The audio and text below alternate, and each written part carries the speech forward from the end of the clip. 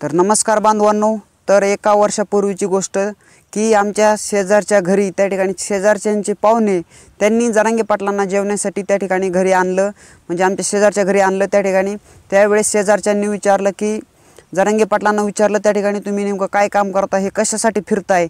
त्यावेळेस विचारल्यानंतर जरांगे पाटील म्हणले की मी मराठा आरक्षणाची जनजागृती करतोय आणि समाजासाठी काम करतोय असं जरांगे पाटलांनी सांगितलं।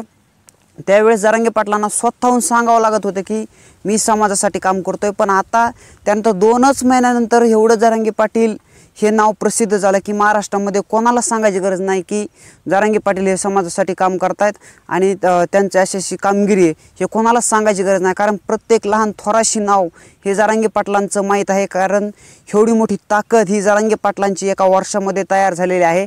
आणि एवढी घडत असतानाही एवढा मोठा मराठा समाजाचा इतिहास त्या ठिकाणी घडला। आंतरवली सराटी या ठिकाणी 1.5 कोटी लोक जमले आणि एवढं घडत असतानाही त्या ठिकाणी मराठा आरक्षणाचं आंदोलन दाबण्यासाठी सरकारने अनेक प्रयत्न केले। त्या प्रयत्नामध्ये अनेक लोकांनी विरोध केला। त्यामध्ये गोपीचंद पडळकर, छगन भुजबळ, टी.पी. मुंडे, बबन तायवाडे, अजून प्रकाश शेंडगे, अजून अनेक असे लोक त्या ठिकाणी ह्या लोकांनी जरांगे पाटलांना विरोध करण्याचा प्रयत्न केला। त्यांच्यावरती खूप खालच्या भाषेमध्ये टीका केली। त्या ठिकाणी म्हणजे काही बोलायचं काही पण त्या ठिकाणी जरांगे पाटलावरती काही पण टीका करत होते। त्या ठिकाणी जरांगे पाटलांना हिनवायचं काम करत होते। त्यांच्या भाषेवरून त्या ठिकाणी त्यांच्या वर्णावरून त्या ठिकाणी प्रत्येक गोष्टीवरून त्यांना टीका करत होते। आणि हे टीका करत असताना त्या ठिकाणी डायरेक्ट कोयत्या कुऱ्हाडीची भाषा करायची, जरांगे पाटलांना जीवे मारण्याच्या धमक्या देत होते हे लोक। आणि हे सर्व गोष्टी घडत असतानाही अक्षरशः एकदा डायरेक्ट जरांगे पाटलांच्या गाडीवरती डायरेक्ट टेम्पो घालण्याचा प्रयत्न केला। त्या ठिकाणी जीवे घेणी हल्ला ह्या ठिकाणी त्यांनी करण्याचा प्रयत्न केला। एवढं घडत असतानाही जरांगे पाटलांनी मराठा आरक्षणाची ही जी अण्णासाहेब पाटलांनी ज्योत तेवत ठेवली आहे ती त्या ठिकाणी ती तेवत ठेवायचं काम हे जरांगे पाटलांनी केलं। आणि अजिबात माघार बिलकुल जरांगे पाटलांनी घेतली नाही। आणि हे सर्व गोष्टी असतानाही एकीकडे अनेक लोकांची लिस्ट लागेल आणि त्यांचे सर्वांचे विरोधक हे फक्त जरांगे पाटील होते असं एकंदरीत चित्र ह्या लोकांचं आपल्याला पाहायला मिळालं। आणि पण हे सर्व गोष्टी घडली, जरांगे पाटलांचं नाव महाराष्ट्रभर पसरलं। हे घडलं ते फक्त मराठा समाजामुळं घडलं। मराठा समाज एकजूट झाला, एकत्रपणे जरांगे पाटलांच्या पाठीशी खंबीरपणे उभा राहिला, म्हणून महाराष्ट्रभर हे जरांगे पाटील हे नाव महाराष्ट्रभर प्रसिद्ध झालं। आणि जरांगे पाटलांची ख्याती ही पूर्ण भारतभर प्रसरली। आंदोलनाचं जे काय आंदोलन होतं ते म्हणजे गावापुरतं आंदोलन होतं ते राज्यव्यापी त्या ठिकाणी पसरलं। मराठा समाजाला पूर्णतः जाग आली आणि मराठा समाज पूर्णतः त्या ठिकाणी एकी झाली। त्याच्यामुळे एवढं प्रसिद्ध हे जरांगे पाटलांचं आंदोलन झालं। आणि हे आंदोलन घडत असतानाही हे लोकांनी किती विरोध केला, अनेक लोकांनी काही त्या ठिकाणी टीका केल्या, काही पण खालच्या भाषेत त्या ठिकाणी बोलले गेलं, तरी पण जरांगे पाटील सर्वांना पुरून उरले आणि जे काय सरकारचे डाव होते ते सर्व उधळून लावले। कोणत्याही एकाही डावात जरांगे पाटील फसलेले नाहीत। वर्षभरात अनेक डाव टाकले, हजारो डाव टाकले असतील जरांगे पाटलावरती, एकाही डावामध्ये जरांगे पाटील अडकले नाहीत। ह्याच्यावरून लक्षात येतं की जरांगे पाटील हे एक पॉवरफुल व्यक्तिमत्व आहे आणि मास्टर माइंड असं जरांगे पाटलांना आपल्याला म्हणावं लागेल।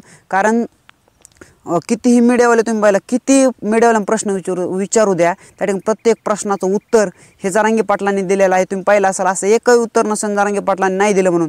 आणि तुम्ही बाकीचे राजकारणी नेते लोक बघा ना, तुम्ही लगेच हात जोडून पळतात लगेच पुढं, बस बस बस बस हां धन्यवाद धन्यवाद असं करत राजकारणी लोक पळतात पुढं। पण जरांगे पाटलांनी तसं न करता त्या ठिकाणी मीडियासमोर बसून जे काय सर्व चर्चा करायची, कोणत्याही बाबतीत काही असो त्या ठिकाणी मीडियासमोरच बसून चर्चा केली। म्हणून त्या ठिकाणी जरांगे पाटलांना एक प्रामाणिक नेतृत्व म्हणून त्या ठिकाणी मिळालं आणि मराठा समाजाला त्या ठिकाणी खंबीर नेतृत्व मिळालं।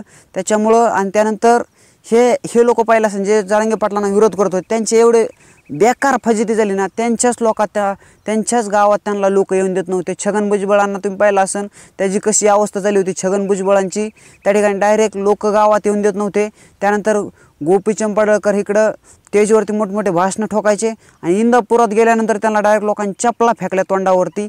म्हणजे कुणी फेकल्या काय केल्या ते आपल्याला त्या बाबतीत काही माहीत नाही, पण त्या ठिकाणी चपला फेकल्या ह्याच्यावरून लक्षात येतं की आपली त्या ठिकाणी म्हणजे समाजाच्या बाबतीत आपली प्रतिमा काय आहे हे ह्या लोकांना त्या ठिकाणी कळालेलं नाही, तरी पण ते लोक जरांगे पाटलांना विरोध करत राहिले, म्हणून त्यांची ही अवस्था झाली। त्या ठिकाणी त्यांना मीडियासुद्धा प्रश्नही विचारित नाही, त्यांना कव्हरेजसुद्धा त्या ठिकाणी देत नाही। छगन भुजबळ असो नाही तर कुणी असो, त्या ठिकाणी त्यांना बिलकुल किंमत देत नाही मीडिया। आणि तुम्ही पाहिलं असेल जरांगे पाटलांच्या पाठीमागं त्या ठिकाणी मीडिया 24 तास फिरत असते, आणि एकीकडे ह्यांच्याकडे पाहिलं हे बळच मीडियासमोर जातात, बळच बोंबलायचं काम करतात।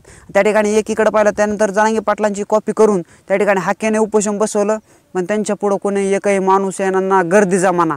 त्याच्यानंतर सरकारने काय केलं की त्यांचंच मंत्रिमंडळ पाठवलं, त्या ठिकाणी पंकजा मुंडे, छगन भुजबळ, गोपीचंद पडळकर असे अनेक लोक त्या ठिकाणी पाठवले, गर्दी जमवायचं काम केलं, पण त्या ठिकाणी त्यांचाही डाव फेल गेला। त्या ठिकाणी कोणीही लोक ह्यांना हुंगत सुद्धा नाहीत। त्या ठिकाणी कुत्र कोणी आहे ह्या लक्ष्मण हाकेन तो कोणी तो नवनाथ वाघमारे ह्यांना कुत्र कोणी विचारत नाही, कारण ह्या लोकांनी किती विरोध केला तरी त्यांना वाटलं की जरांगे पाटलांना विरोध केल्यानंतर आपलं नाव प्रसिद्ध होईल, पण त्या ठिकाणी त्यांना कोणी कुत्र विचारणं, उलटी त्यांची दयनीय अवस्था झाली। कारण ज्या लोकसभेला ह्याला कितीतरी 500 का 5000 मतं ह्या हाकेला पडले, आणि तो जरांगे पाटलावरती टीका करतोय। जरांगे पाटील हे त्या ठिकाणी त्यांच्या हक्केवरती 1.5 कोटी लोक त्या ठिकाणी जमा होत आहेत, आणि ह्या लोकांनी असं करून त्यांना वाटलं की आपण जरांगे पाटलांवरती टीका केल्यानंतर जरांगे पाटलांचं हे आंदोलन संपल, काही होईल, त्या ठिकाणी जरांगे पाटील माघार घेतील असं वाटत होतं।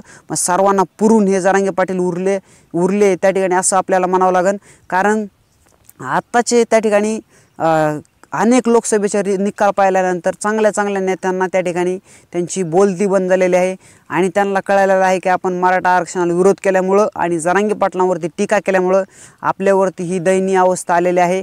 त्याच्यानंतर मोठमोठे भाजपचे पक्षसुद्धा जरांगे पाटलावरती टीका करायचे, पण आज त्यांच्यावरती डायरेक्ट संन्यास घ्यायची वेळ आलेली आहे।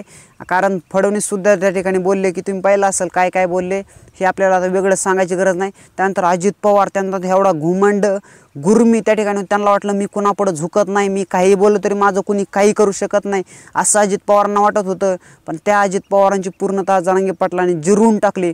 कारण त्यांचं लोकसभेला एकच सीट आलं, आणि कुठं त्यांनी काळ तोंड केलं होतं 2-3 महिने अजित पवारांनी, त्यांनाच ताळमेळ नाही। कारण त्यावेळेस हे जरांगे पाटलांना कधीच त्यांनी विचारलं सुद्धा नाही, विचारपूस सुद्धा केली नाही तब्येतीची किंवा मराठा आरक्षणाच्या बाबतीत कसं काय आपण त्या ठिकाणी पाठिंबा द्यावा ह्या बाबतीतही कधी बोलले नाहीत अजित पवार।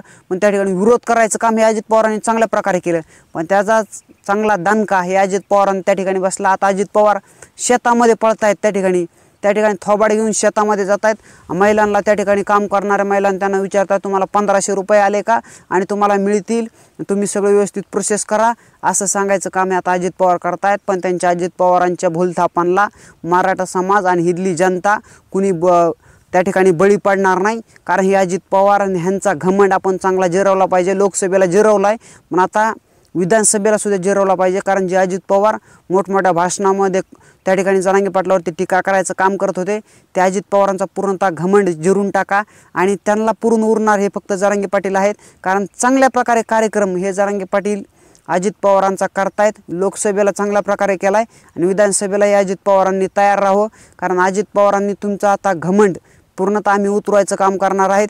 त्यानंतर किती अनेक लोक इकडचे प्रसाद लाड, ते दरेकर, कुणी किती बोंबलू द्या, पण त्यांना पुरून उरले हे जरांगे पाटील आहेत। त्याच्यामुळे ह्यांची हे फक्त आता विधान परिषद आमदार आहेत म्हणून त्या ठिकाणी बोंबलतात, हे सरकारच्या नावाखाली बोंबलतात, पण त्यांची पण बोलती बंद करायचं काम हे जरांगे पाटलांनी चांगल्या प्रकारे केलेलं आहे। कारण आता छगन भुजबळ हे अनेक लोक जे तुम्हाला आता लिस्ट सांगितली ते लोक आता कोणत्या बिळात आहेत, कुठं तोंड दडून बसले आहेत हे आता दिसायला तयार नाहीत, कारण ह्यांची चांगल्या प्रकारे जरांगे पाटलांनी जिरवलेले आहे। कारण हे लोक जरी इकडं बोंबलत असले, मोठमोठे भाषणं करत असते, कारण डायरेक्ट जरांगे पाटलावरती टीका करायचे की जरांगे पाटलांची जे लायकी काय आहे, त्यांची लेवल काय आहे, असे अनेक लोक हे भाषणं करायचे। जे प्रकाश शेंडगे, तो टी.पी. मुंडे, कोण अजून ते बबन तायवाडे, पण आता त्यांचं कुठं तोंड काळं केलं त्यांनी, आता ते दिसायला तयार नाही, कारण ह्यांची चांगल्या प्रकारे जरांगे पाटलांनी जिरवून टाकलेलं आहे। कारण ह्यांना वाटलं की जरांगे पाटलावरती टीका केल्यानंतर आपल्या पाठीमागं लोक येतील, पण त्यांच्या मागं कुत्रं कुणी यायला तयार नाही। त्याच्यामुळं सर्वात मास्टरमाइंड आणि पॉवरफुल व्यक्तिमत्व हे जरांगे पाटील ठरलेलं आहे, कारण त्यांची एकही सभा फ्लॉप गेलेली नाही, किंवा असं नाही की जरांगे पाटलांना कुणीच पाठिंबा देत नाही अशातला प्रकार कुठंही घडलेला नाही। त्यानंतर मराठा समाजाच्या बाजूने फक्त जरांगे पाटील, आणि इकडं जरांगे पाटलांच्या विरोधात अख्खा हे लिस्ट लागन एवढे हे लोक इकडं, पण त्यांना सर्वांना त्यांच्या त्या ठिकाणी त्यांची चांगल्या प्रकारे जिरवायचं काम हे जरांगे पाटलांनी केलेलं आहे। त्याच्यामुळं हे लोक जरी किती जरांगे पाटलांना विरोध करत असले, किती जरांगे पाटलावरती टीका करत असले, तरी त्यांच्या मागं त्यांना कुणीही कुत्रं विचारणार नाही त्या लोकांना। कारण सर्वांना पुरून उरणारे एकमेव हे जरांगे पाटील आहेत आणि सगळ्यांवर भारी हे जरांगे पाटील आहेत। त्याच्यामुळं आता महाराष्ट्राला वेगळं सांगायची गरज नाही, कारण महाराष्ट्रातलं सर्वात पॉवरफुल व्यक्तिमत्व हे जरांगे पाटील ठरलेले आहेत। कारण जरांगे पाटलांच्या विरोधात जे लोक गेले त्यांची कशी लोकसभेला फजिती झाली हे आता तुम्हाला वेगळं सांगायची गरज नाही। त्याच्यामुळं महाराष्ट्रामधील सध्याच्या स्तरी मास्टर माइंड त्या ठिकाणी हे जरांगे पाटील आहेत आणि किती लोक बोंबलत असले काही करत असले तरी त्यांच्याकडे आपण दुर्लक्ष करा आणि जरांगे पाटलांच्या पाठीशी खंबीरपणे उभा राहा हे सर्व मराठा समाजाला मी कळकळीची विनंती करतो आणि इथंच थांबतो। जय हिंद, जय महाराष्ट्र, एक मराठा लाख मराठा।